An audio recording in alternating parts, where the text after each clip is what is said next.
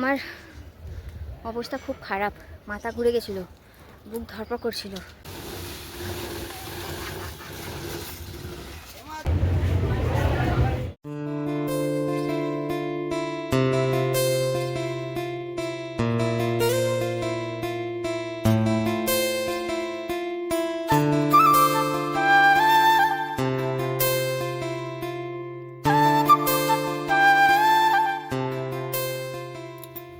Good morning সবাইকে, আরও একটা নতুন সকালে অনেক শুভেচ্ছা আর নতুন একটা ব্লগে জানাচ্ছি অনেক স্বাগত। ঘড়ি কাটা 8:15 ঘরে। আজ হচ্ছে রান্নাঘর থেকে ছুটি সবার। আজ হচ্ছে আমাদের পাড়ার মানে আমাদের এলাকার মাসি তোলার পুজো, ওই জন্য গতকাল রাত্রিরে হচ্ছে সব রান্না বান্না করে রেখে দিয়েছিলাম। আজকে এবেলার রান্নাঘর থেকে ছুটি। ওফ কি শান্তি লাগছে, মনে যেন সত্যি টিকটিকি, মনে হচ্ছে যেন ও সব থেকে বড়ো পাওয়া সারাটা দিনের মধ্যে। হ্যাঁ, রবিবারে সুদে আসলে সব উঠে যাবে। আজকে যেমন আরাম করছি, রবিবার একদম এমন খাটনি খাটতে হবে সে আমি জানি আর ভগার মাই জানে। তো যাই হোক, চলো স্নানারে করে নিয়েছি, পুজো দিতে যাবো একটু পর। কখনো যাইনি বিয়ের পর থেকে, শীতলা পুজো দিতে কখনো যায়নি। শ্বশুর যায় কাজের পথে, পয়সা দিয়ে চলে যায়, কিন্তু এই বছর প্রথমবার যাব পুজো দিতে। কখন কি পুজো নেয় না নেয় আমি জানিও না। দণ্ডি কাটার ব্যাপার থাকে, অনেকে দণ্ডি কাট। এখন ওই পুজো দিইনি, ঘরে ঘরে পুজোটা দিয়ে তারপরে ইলেকট্রিক কেটেলে চা বসিয়েছে, গ্যাস তো জ্বালানো যাবে না, ইলেকট্রিক কেটেলে চা বসিয়েছে, পুজো দিয়ে চা খাবো। মর্নিং দিন, কেমন মজা লাগছে, কেমন মজা লাগছে বলুন। রান্নাঘর থেকে ছুটি পেয়েছেন? আজকে ছুটি, মা শীতলার পুজো তো। আজ মা শীতলা ছুটি দিয়েছে আমাদের। রান্না বাড়ি সব হয়ে গেছে। চলো যখন খাবো তখন তোমাদের দেখাবো কি হয়েছে। আর এখন দেখাই, ইলেকট্রিক কেটেলে আমার বর চা বসিয়ে দিয়েছে, আদা দিয়ে রচা।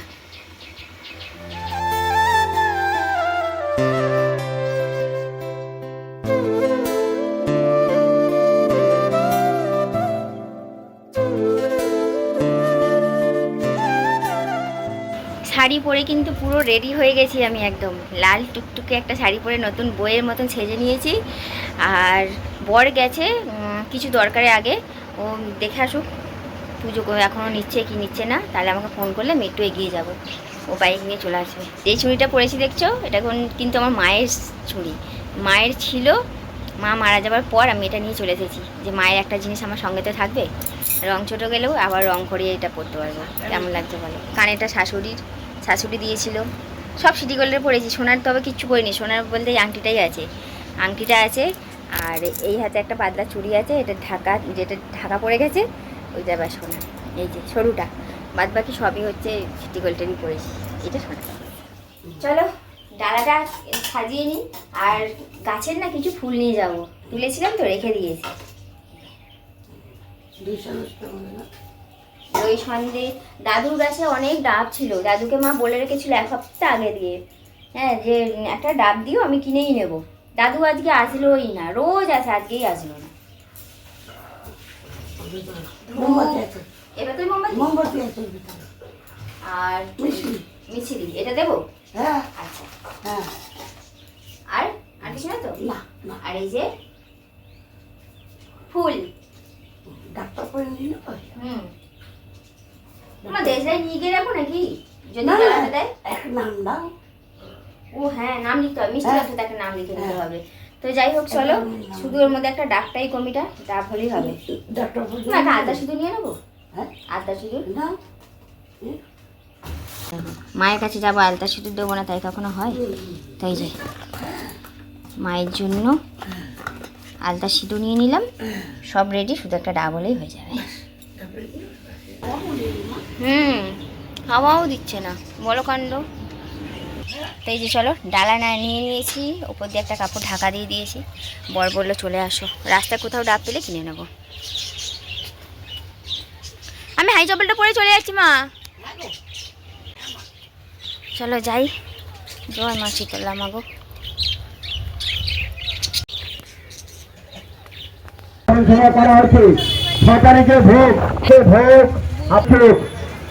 আমরা সকলকে অনুরোধ করছি শীঘ্র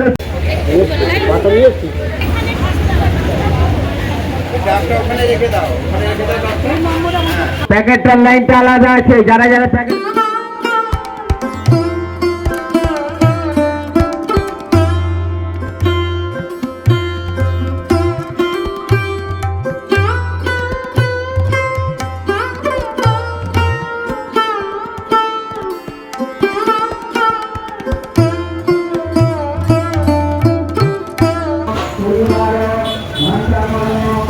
কত নিল? প্রথম বলছি কি দুটো দাও, আমার বলছে আমি বললাম যে একটা, বলছে কেন দুটো নেবে না, আমি যেটা আমার বর খাবে না বড়, ওই জন্য একটা আইসক্রিম নিলাম। আইসক্রিম খাই আমার যেতে ইচ্ছে করছে না ঘরে, মনে না কেন বসে থাকি দেখি। চল চ চ চ চ চ চ আয় আয়।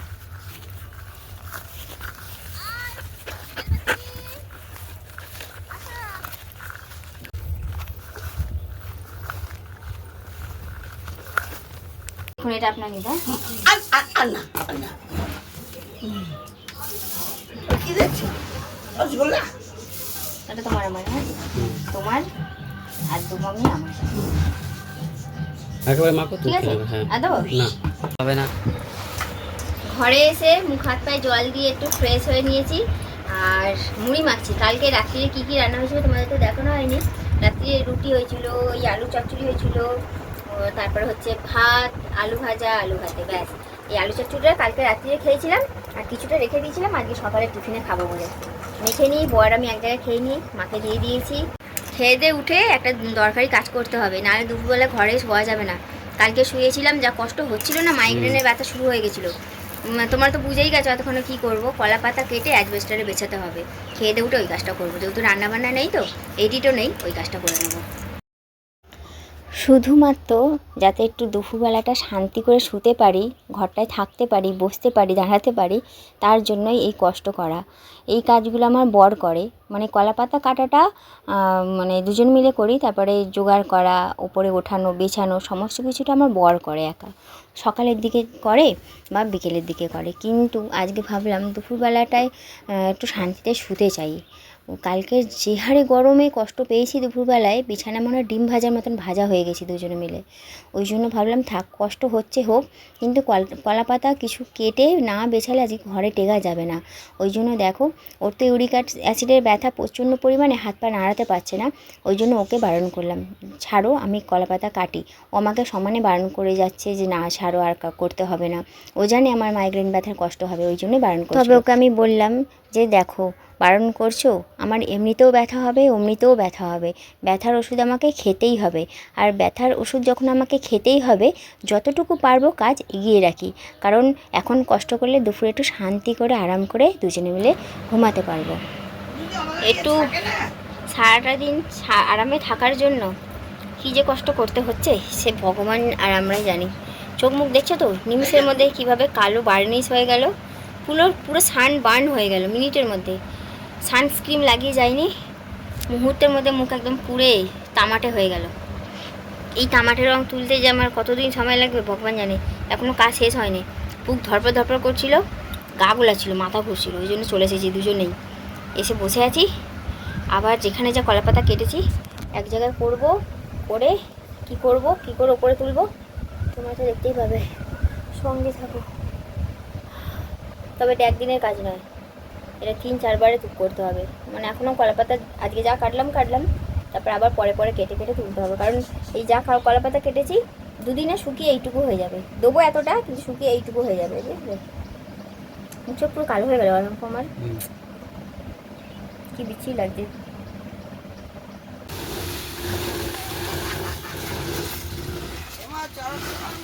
পম ফাঁস করা আছে, হ্যাঁ শুধু ফাঁসটা তুলবে তাই হবে। পেট ব্যথা হয়ে যাবে আজকে তোমার, দেখবে পম। হ্যাঁ বুঝতে পেরেছো, ফাঁস করা আছে, দেখো পম, শুধু ফাঁসটা টানবে খুলে যাবে। তো এই যে দেখো, এই যে পুরো একদম কলা পাতা বিছিয়ে দিয়েছি মোটা করে, এর উপর এখন অনেকবার দিতে হবে, এটা দুদিনে শুকিয়ে যাবে, বুঝলে? এই যে অনেক কষ্ট করে দিয়েছি। আমার অবস্থা খুব খারাপ, মাথা ঘুরে গেছিলো, বুক ধরপড় করছিল। বর বোতলে করে জল ছুঁড়েছিলাম, বসে বসে মাথায় ঢেলেছে মানাইকের সব ভিজে, দেখতে পাচ্ছ তো। আমার বরের তো পায়ে ইউরিক অ্যাসিড বেড়ে গেছে, পায়ে ব্যান্ড হচ্ছে না, প্রচণ্ড ব্যথা, নাহলে ওই ওঠে প্রত্যেকবারে। ও উঠতে পা ভাঁজ হচ্ছে না তো, ওই জন্য উঠতে পারলো না, ওই জন্য আমাকে উঠতে হলো। আর এই যে পুরো বিছিয়ে দিয়েছি, দেখতে পাচ্ছ। অনেকক্ষণ বসেছিলাম মাথায় জল ঢেলে, গায়ে জল ঢেলে অনেকক্ষণ বসেছিলাম ছাওয়ায়, তারপরে গিয়ে আবার কাজ চালু করেছি। তো যাই হোক কমপ্লিট হয়ে গেছে, এই যে দেখতে পাচ্ছ। এর ওপরে আবার 2-3 বার পড়বে, তারপরে গিয়ে তাপটা একদম পুরোপুরি বন্ধ হবে। তো চলো নেমে যাই নিচে, এখন অনেক কাজ, বাসন কুসন পড়ে আছে, ঘর পরিষ্কার পড়ে আছে, সেগুলো মাজবো, চান করবো। কি এবার ঠিক লাগছে? এবার ঠিকঠাক জায়গায় এসেছি। উফ, একটু স্কিন কেয়ার করলাম জানো, টমেটো, কফি, চালের গুঁড়ি দিয়ে ভালো করে লাগিয়ে রেখেছিলাম 10-15 মিনিট, তারপরে গিয়ে ঘষে মেজে ধুয়েছি, তারপরে গিয়ে ট্যানটা হালকা হয়েছে, ঠিক আছে, উঠে গেছে, পুরোটাই উঠে গেছে। আর ওই যে স্নান টান করে জামা কাপড় আরে মিলে দিয়েছি।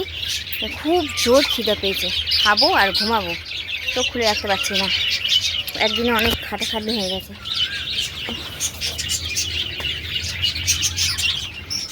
মা বাচ্চেন, মাম্পু কি এই ঘরে যাবে?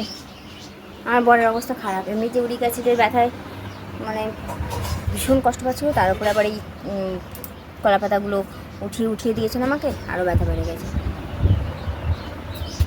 অন্যান্য সময় পান্তা ভাত খাওয়া আর শীতলা পুজোর ঠান্ডা উপসে পান্তা ভাত খাওয়া আকাশ জমিন ফারাক। কী স্বাদ হয়েছে বন্ধুরা, দারুণ। দেখাচ্ছি কী দিয়ে মেখেছি, তেল লঙ্কা দিয়ে, আলু ভাজা দিয়ে, আলু ভাতে দিয়ে, ও মেখেছি, হেভি লাগছে, হেভি। দেখতে মনে হচ্ছে সিম্পল হলেও কিন্তু যা স্বাদ হয়েছে না। চলো খেয়ে নি। হ্যাঁ, রুটি দিয়ে হয়ে যাবে, নাহলে ছোলা তরকারিতে দিয়ে দেবো। মা কেমন লাগে বলুন? যার মানে কি অমৃত একটা খাচ্ছি, কি ভালো লাগছে বন্ধুরা। পান্তা ভাতের মধ্যে তেল লঙ্কা নাহলে ঠিক ভালো লাগে না, তেল লঙ্কা মাস্ট, চাই। হ্যাঁ ভালো কথা, তোমাদের তো বলা হয়নি সেরকমভাবে। পুজো দেওয়ার পর টোকেন দিয়েছে, কুপন দিয়েছে, টোকেন না কুপন দিয়েছে, ওই কুপন নিয়ে সন্ধ্যাবেলা যেতে হবে প্রসাদ আনার জন্য, ঠিক আছে। আবার সন্ধ্যাবেলায় যাবো প্রসাদ আনতে, কারণ দুপুর 2-2:30টার পর থেকে, এখন 2:05, এই টাইমের পর থেকে দণ্ডিকাটা হয় ওখানে।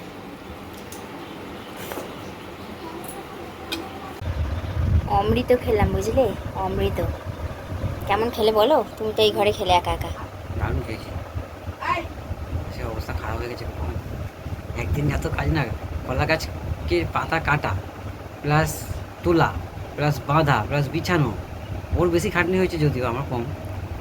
তো আমি পাতাগুলো চাকিয়ে চুকিয়ে নিয়েছি, তো এমনিতে ব্যথা, হ্যাঁ, উলট পালট পা একবার এদিক পড়ছে ওদিক পড়ছে, কলা গাছের পাতার মোটা ডান্ডাগুলো আছে না, আর দম বেরিয়ে আছে, জানা বেরিয়ে যাচ্ছে। আমি কতক্ষণ হবে রে বাবা, আমি উঠি বলো কম, আমি উঠি প্রত্যেকবার ওই ওঠে। আসলে আমাদের কি বলতো, উচিত ছিল পাতাটা একদিন কেটে আর একদিন তোলা, তাই করা হয়, ঠিক আছে, ওইটাই হয়, কেটে জড়ো করে রাখি।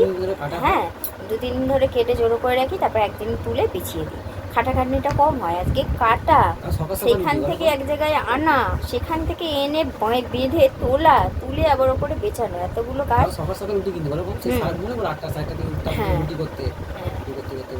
মানে একসঙ্গে এতগুলো খাটনি হয়ে গেছে তো। আর ওর এমনি ইউরিক অ্যাসিড বেড়েছে কদিন ধরে, এত ব্যথা। আর কি হয়েছে জানো, এই জায়গায় হাড় ওর বেড়েছে, ইউরিক অ্যাসিড হলে হাড় বেড়ে যায় তো, এই জায়গায় হাড় বেড়েছে, এই জায়গাটা হাড় বেড়েছে, কিন্তু এইখানটায় কাঁধে, এই যে শোল্ডারে খুব ব্যথা একটা হাড়ে। আর কি হয়েছে, আমি তো পাতাগুলো এরকম করে কাটছি, পাতার যে মোটা দিকটা, ওই দিকটাতে একদম তীরের মতন পড়ছে, তো সেট করে সেখানে পড়েছে, একদম মাথা ঘুরে অজ্ঞান হয়ে যাচ্ছিলো, এত জোর লেগেছে জানো। তো যাই হোক চলো একটু ঘুমাই, রেস্ট নিই। আর যদি বলো ওপর থেকে তাপ কেমন নামছে, তাপ অনেকটা কমেছে, কালকে তো টেকা যাচ্ছিল না। এ দেখো বাইরে গরম আছে, গরম তো লাগবেই, কিন্তু ওপর থেকে যে তাপটা নামছিল তার থেকে কিছুটা 20% হলেও কমেছে, তাই না বলো? হ্যাঁ কমেছে অনেক, কমেছে অনেক। যেহেতু আমার মাইগ্রেনে ব্যথা আরম্ভ হয়ে গেছে, তো ওই জন্য মনে হচ্ছে কি গরম লাগছে, কিন্তু না, অতটা তাপ নামছে না, কিন্তু আমার মাইগ্রেনের ব্যথা শুরু হয়ে গেছে, বুঝতে পারছো? মাথা আমার দপ করছে, মনে হয় ফেটে যাবে। ওই একটা গোটা ব্যথার ওষুধ খেলাম, খেয়ে একটু শুই, আবার সন্ধ্যেবেলায় যাবো প্রসাদ আনতে। ঘড়ির কাঁটা রাত্রি 10:15 ঘরে। তোমাদের বলেছিলাম সন্ধেবেলায় বেরোবো, মা শীতলার প্রসাদ আনতে যাব। কিন্তু সেই মুহূর্তে আমার বরের ইউরিক অ্যাসিডের ব্যথাটা এতটাই বেড়ে গেছিলো, ও বাইক চালিয়ে আর যেতে পারতো না। তবে ও যেতে চেয়েছিল, আমি বললাম যাকগে ছাড়ো, বাদ দাও, ও যেতে হবে না। রাস্তায় যদি কোনো বিপদ আপদ হয়, যদি বাইক চালাতে না পারো বা কোনো অসুবিধা হয়, বাদ দাও। মা শীতলা যদি চায় ঘরে বসে ঠিক প্রসাদ পেয়ে যাব। আর সত্যিই যেন মা শীতলার কৃপায় আমরা পরের দিন প্রসাদ পেয়েছিলাম, পূজা আমাদের দিয়েছিল। আর এই হচ্ছে ব্যাপার। এখন হচ্ছে বাবা কাজ থেকে ফিরলো, আর মাছ কাবারির কিছু মাল বাকি ছিল, সেটা তোমাদের বলেছিলাম একটা ব্লগে। সেই সব মালগুলো বাবাকে আনতে দিয়েছিলাম, বাবা এনে দিল। এই হচ্ছে ব্যাপার। আর আমারও তো মাইগ্রেনের ব্যথা প্রচণ্ড পরিমাণে হচ্ছিল, আমি সেটা ব্যথার ওষুধ খেয়ে কমিয়ে নিয়েছিলাম, আমার ঠিক হয়ে গেছিলো। তারপরে রান্না করেছিলাম রাতে, আজকের তো নিরামিষ জানোই, এবেলাটা ছোলা দিয়ে আলু দিয়ে একদম ঘুগনির মতো করে করেছিলাম, দারুণ স্বাদ হয়েছিল। আর করেছিলাম রুটি। এই হচ্ছে ব্যাপার। তো যাই হোক, চলো, সব মিলিয়ে আজকের দিনটা ভালো মন্দ মিশিয়েই কাটলো।